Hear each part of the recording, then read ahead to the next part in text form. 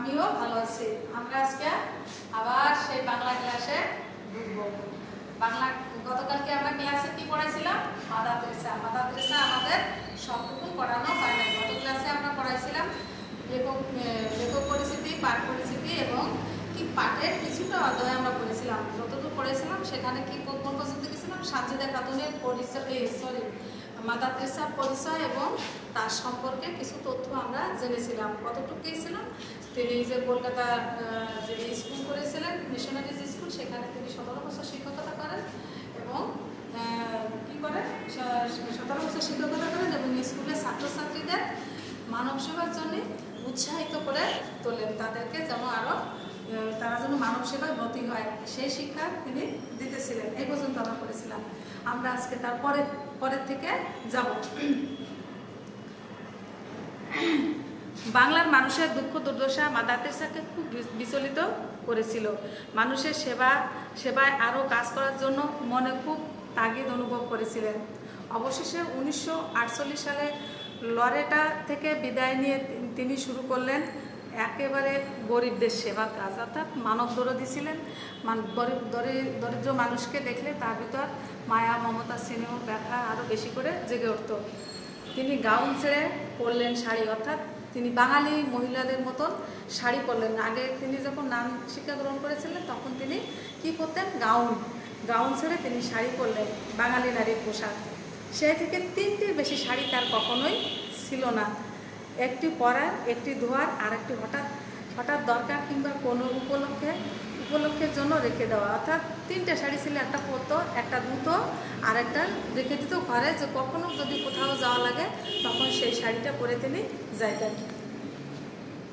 তার হাতে টাকা পয়সাও বিশেষ ছিল না, তবে মনে ছিল গরিব দুঃখী মানুষের জন্য ভালোবাসা আর প্রবল এক আত্মবিশ্বাস, অর্থাৎ তার ভিতর যে আত্মবিশ্বাস ছিল তিনি মানুষকে ভালোবাসবেন এবং মানুষের সেবার জন্য তিনি কাজ করবেন। তিনি প্রথম কী করলেন? কলকাতার এক অতি নোংরা বস্তিতে তিনি স্কুল খুললেন। প্রথমে বেঞ্চ টেবিল কিছুই নেই, মাটিতে দাগ কেটে শিশুদের শেখাতে লাগলেন বর্ণমালা।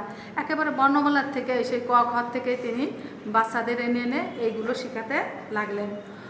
অসুস্থদের জন্য খুললেন চিকিৎসা কেন্দ্র, যারা অসুস্থ তাদের জন্য তিনি চিকিৎসা কেন্দ্র অর্থাৎ ডাক্তারখানা তিনি খুললেন।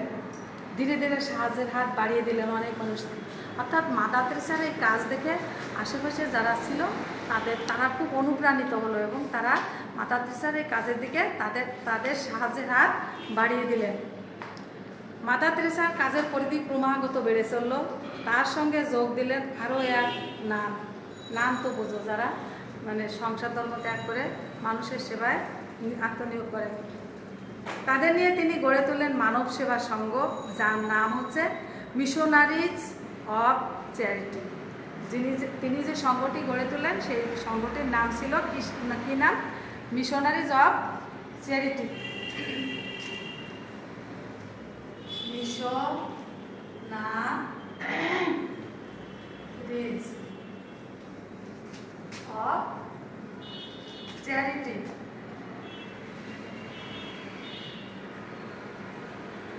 এই সংগঠনটি তারা গড়ে তুলল মানুষের সেবার কাজের জন্য।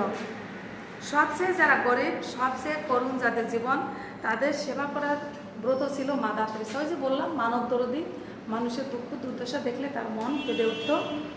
মৃত্যুমুখী অসহায় মানুষের সেবার জন্য তিনি 1952 সালে কলকাতার কালীঘাটে নির্মল হৃদয় নামে একটি ভবন প্রতিষ্ঠা করেন। কলকাতার ফুটপাতে সহায় সম্বলহীন বহু মানুষের বাস, অর্থাৎ আমরাও তো দেখি আমাদের দেশের ফুটপাতে কত মানুষ থাকে, অসহায় মানুষ, যাদের দেখলে মন কেঁদে ওঠে, কিন্তু আমরা কিছুই করি না। আর সেইগুলো দেখে মাদার তেরেসার মন কেঁদে উঠত। অসুখে দুঃখে যাদের অনেকের প্রায় মৃত্যু দশা, মরণাপন্ন এইসব মানুষকে বুকে তুলে নেন মাদার তেরেসা। নির্মল হৃদয় এনে মমতাময়ী মা কিংবা বোনের মতো তাদের সেবা যত্ন করেন। কে? Mother Teresa. আমাদের আজকের টাইমও শেষ, আমরা আর সামনে থেকে আগাবো না। যেটুকুন বাকি আছে তো আমি আগামী ক্লাসে শেষ করব। আমরা যেটুকুন পড়েছি এখান থেকে কি শিক্ষা, আমরা আগামী দিন এটা শিখে আসবো। আর আমরা যেটুকু বিগত ক্লাসে যেটুকু নিয়েছি সেটুকু আমরা বাসায় বসে একটু রিডিং করবো। আজকের জন্য এখানে শেষ। ধন্যবাদ। ধন্যবাদ, সবাই ভালো থাকবা।